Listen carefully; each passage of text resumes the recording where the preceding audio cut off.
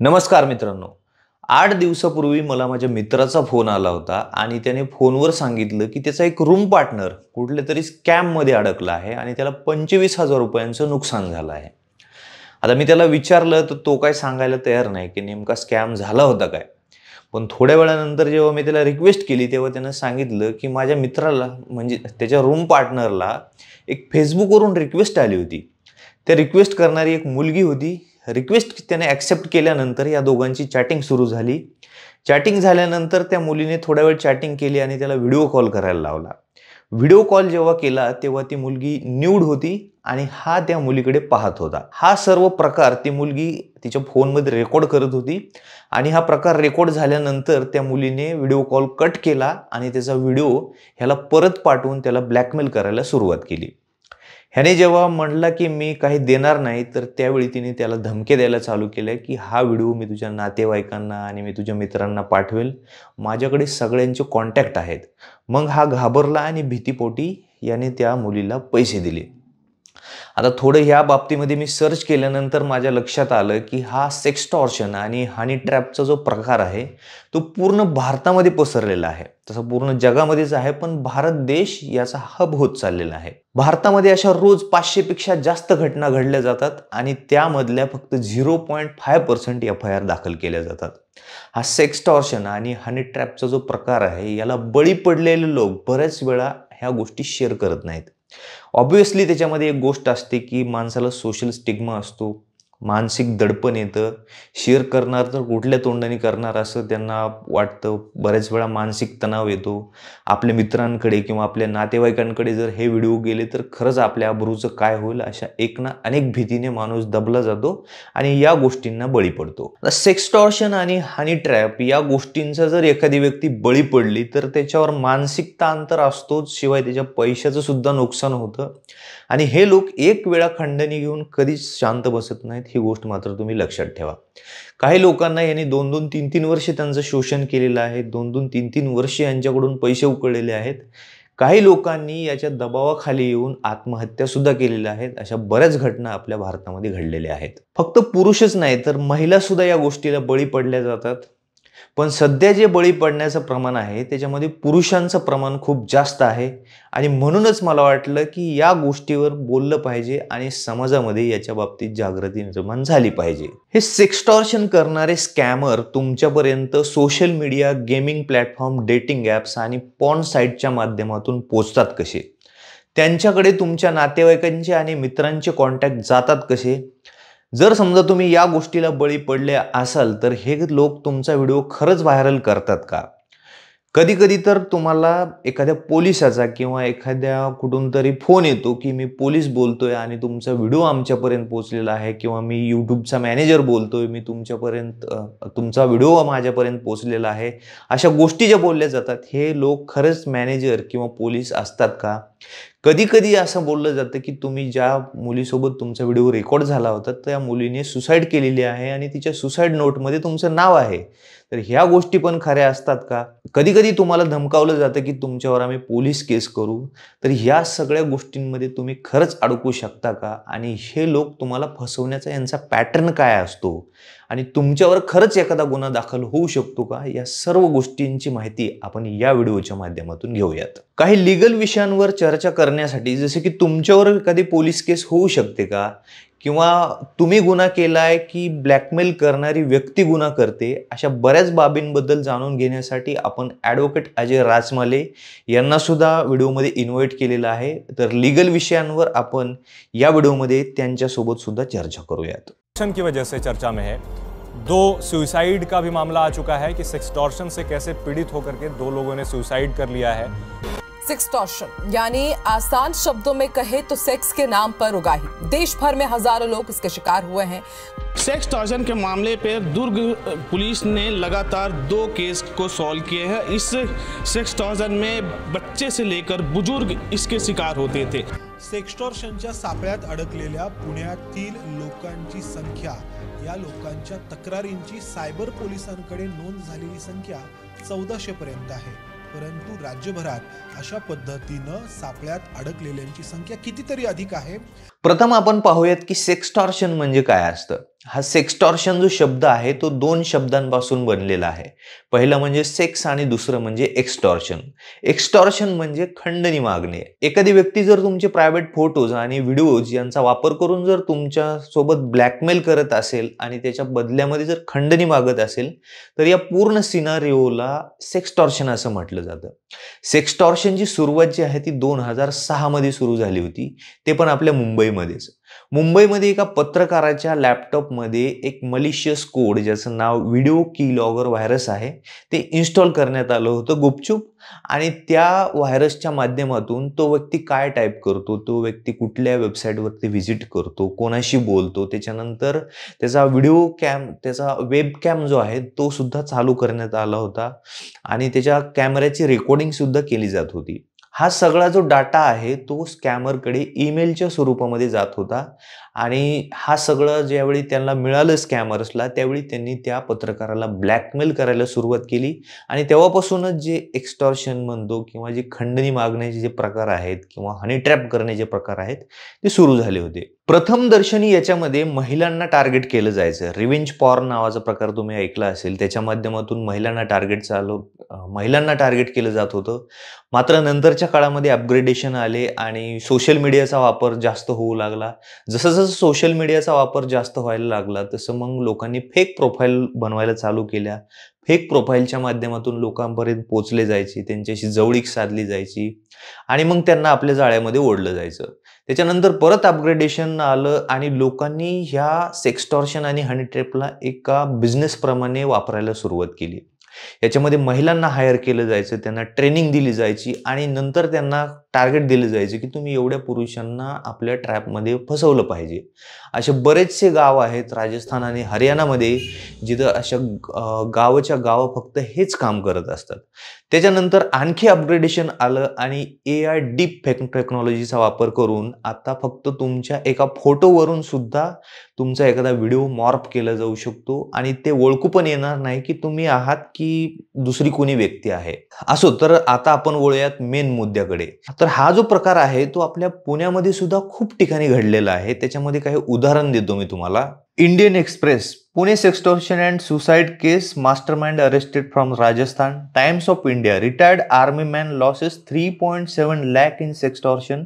The Economic Times, Pune witnesses rise in sextortion cases with cyber fraudster. Over 1400 cases reported in 2022. Indian Express, Pune doctors losses 21,000 to cyber fraudster in sextortion case. Hindustan Times, Pune beautician loses 30,000 to sextortion. अशा अनेक घटना पुणे शहरामध्ये सुद्धा घडलेल्या आहेत. हे जे लोक आहेत यांचा मुख्य हेतू असतो तुमच्याकडून पैसे उकळणे आणि या लोकांचं मुख्य हत्यार असतं ते म्हणजे तुमची भीती. जर तुम्ही ह्या 2 गोष्टी जर त्यांना दिल्या तर हे लोक तुम्हाला पिळून खाणार, एवढं लक्षात ठेवा. आता ह्या लोकांपासून वाचायचं कसं आणि हे स्टेप बाय स्टेप काय करतात आणि यांना हँडल कसं करायचं हे गोष्ट सांगतो. हे लोक तुमच्यापर्यंत मेनली पोहोचतात ते social media, dating apps, matrimonial apps, त्याच्यानंतर गेमिंग प्लॅटफॉर्म आणि पॉर्न वेबसाईट्सवरून. हे लोक एकदा तुमच्यासोबत जोडले की तुमच्यासोबत जवळीक साधण्याचा प्रयत्न करतात. जवळीक साधल्यानंतर तुम्हाला अशा प्लॅटफॉर्मवर घेऊन जातात जिथून तुम्ही त्यांच्यासोबत व्हिडिओ कॉलद्वारे जोडले जाऊ शकता. एकदा तुम्ही त्यांच्यासोबत तिथे पोहोचलात की तुमच्यासोबत मादक गप्पा मारायला चालू करतात आणि थोड्या वेळानंतर ऑब्व्हियसली तुम्हाला ते व्हिडिओ कॉल करायला सांगतात.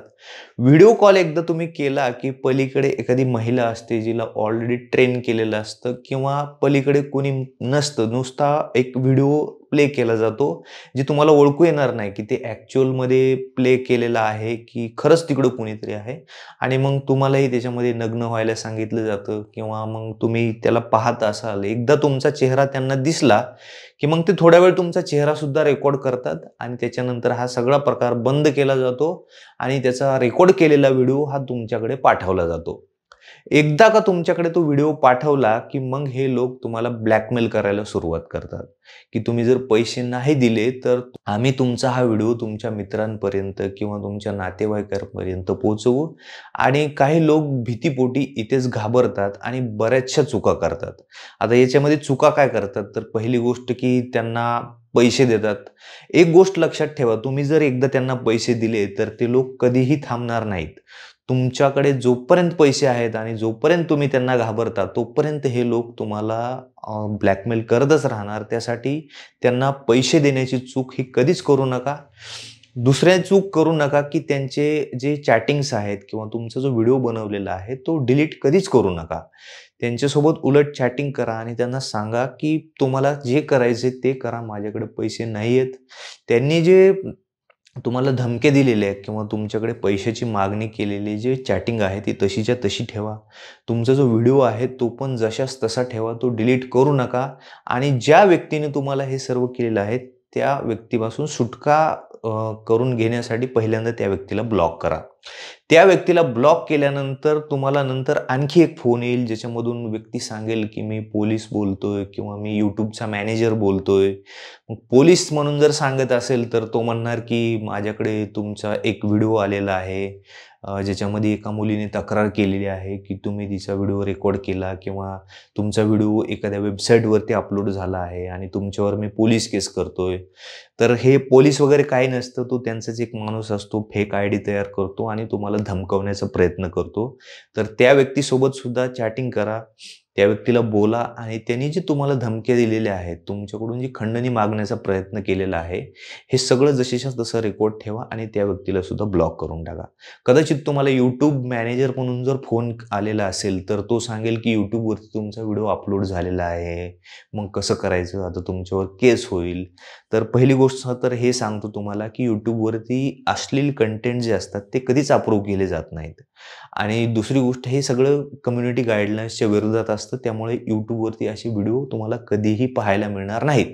त्याच्यामुळे तुमचा व्हिडिओ यूट्यूबवरती कधीही अपलोड होऊ शकत नाही. हे दोन्ही झाल्यानंतर कधी कधी असं होतं की ज्या व्यक्तीसोबत किंवा ज्या मुलीसोबत तुमचा व्हिडिओ रेकॉर्ड झालेला आहे त्या मुलीने सुसाईड केली आहे, त्याच्यानंतर तिने सुसाईड नोट्स लिहिलेली आहे आणि त्याच्यामध्ये तुमचं नाव आलेलं आहे, अशा पण धमके दिले जातात.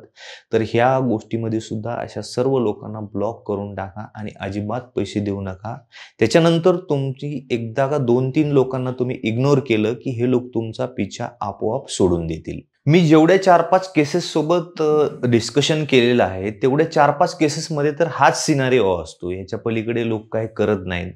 एखाद्या केसेसमध्ये असं होतं की ते तुमच्या सोशल मीडियाच्या माध्यमातून जर हे फ्रॉडस्टर तुमच्यासोबत जुडले गेले असतील तर ते तुमच्या नातेवाईकांना किंवा तुमच्या मित्रांना ते व्हिडिओ पाठवण्याचा प्रयत्न करतात. पण अशा वेळी जर तुमच्यासोबत हे झालं असेल तर पहिल्यांदा तुमची प्रोफाईल जी आहे ती लॉक करून टाका. तरी पण त्यांच्याकडे जर कॉन्टॅक्ट असतील आणि ते पाठवत असतील तर तुमच्या बाबतीत असे मेसेज आले तर इग्नोर करा, असं सक्त तुमच्या मित्रांना आणि तुमच्या परिवारामध्ये सांगून ठेवा. तुम्ही सुद्धा या गोष्टीकडे इग्नोर करा, कारण एकदा झालेली गोष्ट ही परत कधीच बदलता येत नाही. तुमच्या फॅमिलीसोबत ह्या गोष्टी सगळ्या शेअर करा, तुमच्या फॅमिलीला विश्वासामध्ये घ्या आणि मग तुम्ही या सगळ्यांमधून एकदा बाहेर पडाल. एकदा तुम्हाला कॉन्फिडन्स आला की तुम्ही याच्यामधून नक्की बाहेर पडाल. दुसरी गोष्ट, घाबरून जाऊन कधी पैसे देऊ नका. आणि लीगल विषयांमध्ये तुम्ही ह्याच्यामध्ये कुठे फसू शकता का किंवा तुमच्यावर एखादी केस होऊ शकते का, किंवा तुम्ही जर एखादे प्रायव्हेट पार्ट्स दाखवलेले असतील किंवा तुमचा जो व्हिडिओ आहे तर त्याच्या बाबतीमध्ये आपण ॲडव्होकेट अजय राजमाले यांच्यासोबत चर्चा करूयात. सर नमस्कार. प्रथम मी आपले खूप खूप आभार मानतो सर की आपण माझ्या यूट्यूब चॅनलसाठी थोडीशी वेळ दिलीत. हा विषय अतिशय गंभीर आहे. या विषयावर बोलण्यासाठी बरेचसे लोक तयार होत नाहीत. आपण आपली अमूल्य वेळ दिलीत त्याबद्दल मी आपले आभार मानतो. सर, माझा तुमच्यासाठी पहिला प्रश्न आहे की ह्या ज्या गोष्टी सर्व चालवल्या जातात तर याच्यामध्ये ब्लॅकमेलर जे आहेत ते टार्गेट कुठल्या व्यक्तींना करतात? प्रामुख्यानं आपण जर ह्या सगळ्या गोष्टींचा अभ्यास केला तर त्यातनं एक निदर्शनास येतं की हे ब्लॅकमेलर जे कोणी लोक सोशल मीडियाचा वापर जास्त करतात किंवा डेटिंग ॲप असतील, ह्या सगळ्या गोष्टींमध्ये जे लोक सर्च करतात त्यांच्याशी कॉन्टॅक्ट करून त्यांना ब्लॅकमेल करण्याचं काम करतात. आणि हे सर्रास जो प्रकार आहे ते त्यांच्याकडं तुमच्या फॅमिलीचे आणि तुमच्या फ्रेंड्सचे कॉन्टॅक्ट पण केले जातात, तर हे कुठल्या माध्यमातून ते लोक त्यांच्यापर्यंत पोहोचतात? समजा एखादा व्यक्ती फेसबुक, इंस्टाग्राम याच्या माध्यमातून जे काही गोष्टी सर्च करतो, त्यामध्ये तुमच्या पोस्टला ज्या लोकांनी जास्त कमेंट केल्यात किंवा जे लोक सोशल मीडियावरती तुमच्याशी जास्ती कनेक्टेड आहेत, त्या लोकांशी हे ब्लॅकमेल करणारे लोक सगळे त्या लोकांशी कॉन्टॅक्ट करतात आणि त्यातून तुमचा हा सगळा विषय ते तिथपर्यंत पोहोचवत असतं. सगळ्यात महत्त्वाचा प्रश्न सर, की बरेच जे लोक याला विक्टिम्स झालेले आहेत, त्यांना सगळ्यात मोठा प्रश्न असा असतो की जी व्यक्ती याला बळी पडलेली आहे त्या व्यक्तीने कुठला गुन्हा केला आहे का, किंवा एखाद्या कलमानुसार त्या व्यक्तीवर कुठला गुन्हा दाखल होऊ शकतो, याच्याबद्दल आपलं काय मत आहे? सर्वप्रथम हा गुन्हा ज्या व्यक्तीने केला आहे त्याच्या बाबतीत जर सांगायचं झालं तर एखादा व्यक्ती ह्या गोष्टीला बळी पडतो तो समोरच्याच्या कन्सेंटने ह्या सगळ्या गोष्टी झालेल्या असतात आणि बाय कन्सेंट सगळे रेकॉर्डिंग किंवा हे व्हिडिओ झालेले असतात. त्याच्यामुळं जो व्यक्ती ह्या सगळ्या गोष्टी करतो तो कुठल्याही गुन्ह्यामध्ये अडकणार नाही किंवा त्या व्यक्तीने कुठलाही गुन्हा केला आहे असं गृहीत धरलं जाणार नाही. जर समजा त्यामध्ये त्या व्यक्तीचा कन्सेंट नसताना ह्या गोष्टी रेकॉर्ड केल्या जात असतील, समोरच्या व्यक्तीचा कन्सेंट नसताना, तर मग हा व्यक्ती गुन्हेगार आहे असं IPC अंडर हे केलं जातं. बऱ्याच वेळा असं होतं सर की आता युवकांमध्ये तर हे प्रमाण जास्ती आहेच, हे तर आपल्याला सर्वांना माहिती आहे, पण अशा पण काही केसेस आहेत ज्या मी पाहिलेल्या आहेत की 60 वर्षाची, 65 वर्षाची किंवा 55 वर्षाची वयोवृद्ध लोकंसुद्धा या गोष्टीला बळी पडलेले आहेत. तर अशी लोकांना सोशल स्टिग्मामुळे हे लोक ह्या गोष्टी शेअर करण्यासाठी किंवा आपल्या फॅमिलीसोबत बोलण्यासाठी घाबरतात. तर अशा लोकांना तुम्ही काय संदेश द्याल? सर्वप्रथम हा सगळा सोशल मीडियाच्या वापरातनं झालेला हे असतो आणि जे वयोवृद्ध लोक असतात, वयोवृद्ध लोकांकडनं किंवा समोरच्या व्यक्तीनं त्यांना माहीत नसताना ज्या काही गोष्टी रेकॉर्ड करून घेतल्या जातात, ते त्या समोरच्या व्यक्तीचा कन्सेंट असताना आणि त्या व्यक्तीच्या विचारण्यावरनं ह्या सगळ्या गोष्टी त्यांनी केलेल्या असतात. त्याच्यामुळं वयोवृद्ध असतील किंवा एखादा यंग व्यक्ती असेल, त्या व्यक्तींनी यामध्ये घाबरून न जाता व्यवस्थित ह्या सगळ्या गोष्टी हँडल झाल्यानंतर त्याचे पुरावे घेऊन जाऊन तिथल्या पोलीस स्टेशन किंवा सायबर सेलला गुन्हा दाखल करणं हे सगळ्यात महत्त्वाचं आहे, एवढाच मी त्यांना सल्ला देईन. अच्छा. आणि भारतामध्ये बरेचसे जे न्यूज चॅनल्स आहेत किंवा बरेचसे जे नामांकित आंतरराष्ट्रीय जे वृत्तपत्र आहेत ते म्हणत आहेत की हे जे रॅकेट्स आहेत ते पूर्ण जगामध्ये चालवले जातात, मात्र भारत जो आहे तो सेक्स टॉर्शनचा हब बनत चाललेला आहे. तर याच्याबद्दल आपलं काय मत आहे की भारतामध्ये सेक्स टॉर्शनचा ह्याचा भारत सेक्स टॉर्शनचा हब बनण्याचं सगळ्यात मोठं कारण म्हणजे भारतामध्ये वाढत चाललेल्या टेक्नॉलॉजीचा यूज. या टेक्नॉलॉजिकल यूजमधनं जे काही यंग जनरेशन आहे भारतामधली, ते यंग जनरेशन जास्त करून सोशल मीडियाचा वापर करतात किंवा मग सोशल साईटवरनं किंवा कुठून तरी पॉर्न साईट वगैरे सर्च करणे, त्यामध्ये ज्या ॲड्स वगैरे येत असतात त्या ॲड्समधनं ह्या सगळ्या गोष्टी घडत असतात. त्याच्यामुळं यंग जनरेशन जे आहे भारतातली, त्या यंग जनरेशननी कुठंतरी थोडासा विचार करून ह्या सगळ्या गोष्टी जर व्यवस्थित केल्या तर मग कुठंतरी याच्यावरती आळा आणता येईल आपल्याला. समजा आता एखादी व्यक्ती बळी पडलेली आहे आणि त्याला समोरून ब्लॅकमेल केलं जातं, तर त्या ब्लॅकमेलर्सवरती कुठल्या प्रकारचे गुन्हे दाखल होऊ शकतात आणि त्याला म्हणजे शिक्षा काय काय होऊ शकते याच्याबद्दल थोडंसं. जो ब्लॅकमेलर व्यक्ती आहे त्याच्या संदर्भामध्ये जर गुन्ह्याच्या संदर्भामध्ये जर विचार करायचा झाला तर Indian Pinal code under section 354D म्हणून एक एक्स्टॉर्शनचा सेक्शन आहे, त्याच्या अंडर त्याच्यावरती गुन्हा दाखल होऊ शकतो, ज्यामध्ये पहिला ऑफेन्स जर असेल म्हणजे फर्स्ट टाईम ऑफेन्स असेल तर ह्याला 3 वर्ष कारावासाची शिक्षा आणि फाईन ही गोष्ट, आणि त्याच ऑफेन्सचा जर रिपीट केलेला असेल तर 5 वर्ष शिक्षा आणि फाईन ह्याची तरतूद केलेली आहे सेक्शन 354D मध्ये. त्याच्यानंतर येतो सेक्शन 506 जो डिफामेशनचा असतो. डिफामेशनच्या सेक्शनमध्ये पण जर विचार केला तर डिफामेशन सेक्शनमध्ये 2 वर्षाच्या कारावासाची शिक्षा दिलेली आहे आणि फाईन ह्याची शिक्षेच्या तरतुदीची नमूद केलेली आहे. आणि इन्फॉर्मेशन टेक्नॉलॉजी ॲक्ट दुसरा जो काय ग्राउंड आहे तो इन्फॉर्मेशन टेक्नॉलॉजी ॲक्टचा सेक्शन 67A आणि B. सेक्शन 67 काय सांगतो, जर सेक्शुअल एक्सप्लिट केला एखाद्या व्यक्तीने, जर तुमच्या अगेन्स्ट सेक्शुअल एक्सप्लिट सोशल मीडिया म्हणा किंवा कुठल्याही ह्याच्या माध्यमातून केले तर त्या व्यक्तीला पहिल्या कन्व्हिक्शनच्या वेळी 5 वर्ष कारावासाची शिक्षा आणि 10 लाखापर्यंतचा फाईन ही शिक्षा नमूद केलेली आहे. आणि जर तोच गुन्हा परत रिपीट केला दुसऱ्या वेळी तर 7 वर्ष कारावासाची शिक्षा आणि 10 लाखापर्यंत फाईन याची तरतूद नमूद केलेली आहे. या गोष्टीपासून कसं वाचायला पाहिजे किंवा या गोष्टींना बळीच नाही पडलं पाहिजे याच्यासाठी आपण अगोदर सांगितलेलंच आहे. आणि जर समजा कोणी अडकलंच या स्कॅममध्ये तर त्यांच्यापासून सुटका करण्यासाठी सुद्धा काय काय पर्याय करायला पाहिजेत हे सुद्धा आपण सांगितलेलं आहे. पण तरीही एखाद्या व्यक्तीच्या पाठीमागे जर हे ब्लॅकमेलर खूपच जास्ती मागे लागले तर मग त्या व्यक्तीने कुठे त्या व्यक्तीविरोधात गुन्हा दाखल करायला हवा? सर्वप्रथम जे काही आपल्या रेकॉर्डिंग्स वगैरे त्या ब्लॅकमेलरकडे असतात त्या कुठल्याही रेकॉर्डिंग डिलीट न करता ज्या गोष्टी तुमच्याकडे पुरावा म्हणून वापरण्यात येतील त्या गोष्टी तुमच्यासोबत घेऊन तुम्ही नजीकच्या सायबर सेलकडे जाऊन गुन्हा दाखल करू शकता किंवा तुमच्या जवळच्या पोलीस स्टेशनमध्ये जाऊन तिथल्या पोलिसांना ह्या सगळ्या गोष्टी रेकॉर्ड ज्या आहेत तुमच्याकडे ते रेकॉर्ड्स दाखवून तुम्ही त्यांच्यावरती गुन्हा दाखल करू शकता.